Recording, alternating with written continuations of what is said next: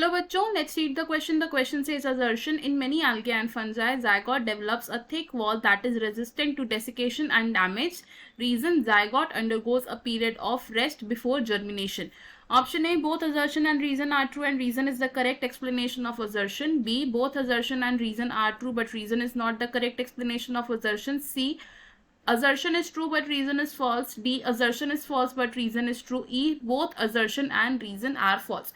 तो क्वेश्चन में हमें एक assertion दिया है which says कि काफी एल्गे और फंजाई में जो जायगोट होता है वो क्या करता है, अपने आसपास एक थिक वॉल को डेवलप कर लेता है और ये वॉल कैसी होती है, resistant to damages and desiccation. और इसका रीजन क्या बताया गया है कि ये वॉल क्यों डेवलप होती है, बिकॉज जायगोट क्या करता है, एक रेस्टिंग पीरियड में जाता है बिफोर जर्मिनेशन. हमारे पास 5 ऑप्शन है, हम इनमें से करेक्ट ऑप्शन को चूज करना है. तो सबसे पहले समझेंगे इस क्वेश्चन में हम की कॉन्सेप्ट को. तो इन दिस क्वेश्चन हमारा की कॉन्सेप्ट क्या यूज हो रहा है, जायगोट. तो जायगोट क्या होता है, जायगोट को हम क्या बोलते हैं, द रिजल्ट ऑफ, क्या है ये, result of fusion of gametes, यानी कि सेक्सुअल रिप्रोडक्शन के दौरान जब गैमीट्स फ्यूज करते हैं तो क्या बनता है, एक जायगोट बनता है. और ये जो जायगोट है ये क्या करता है, फर्दर डेवलप होता है इनटू एन ऑर्गेनिज्म, फर्दर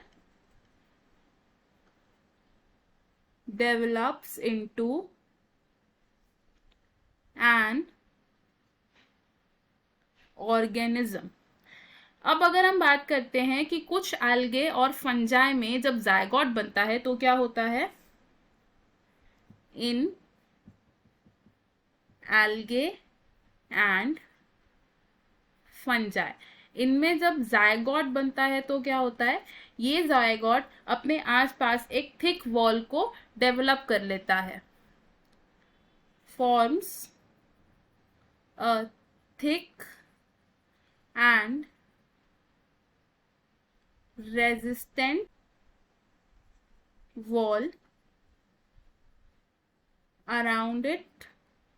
और ये थिक वॉल क्या करती है, प्रिवेंट करती है जायगोट को किसी भी डैमेज से या किसी भी इंजरी से. Protect the zygote from any damage, desiccation. अब अगर बात करें कि ये वॉल डेवलप क्यों हो रही है, तो ये वॉल इसलिए डेवलप हो रही है क्योंकि इन एल्गे और फंगल स्पीशीज में जायगोट जर्मिनेट होने से पहले क्या करता है, एक रेस्टिंग पीरियड में जाता है. Zygote goes into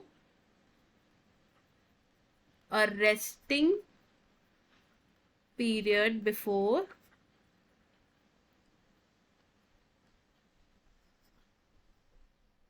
germination.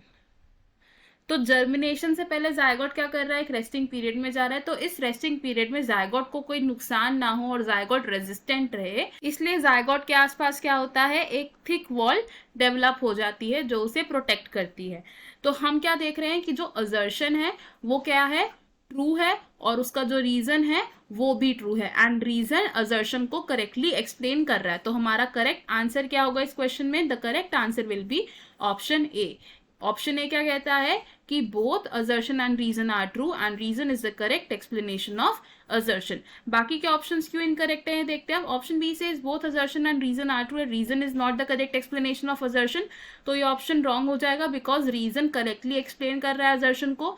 Option C से assertion is true but reason is false, ये ऑप्शन भी रॉन्ग होगा बिकॉज रीजन भी ट्रू है और असर्शन भी ट्रू है.